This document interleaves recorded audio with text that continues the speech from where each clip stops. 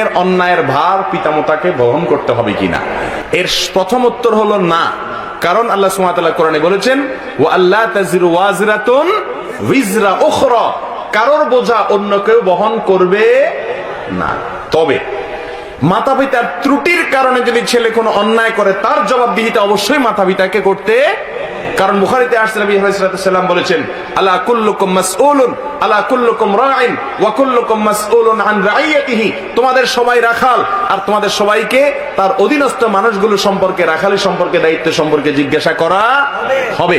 মা বাবা যদি দেখে মেয়ে বেপরদায় চলে, বাধা দিতে পারে কিন্তু বাধা দেয় না।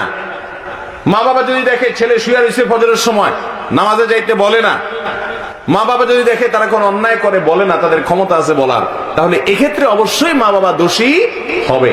ছেলে বড় হয়ে গেছে, মেয়ে বড় হয়ে গেছে, এখন আর মা বাবার অধীনস্থ নাই, তাদের অপরাধের দায় মা বাবা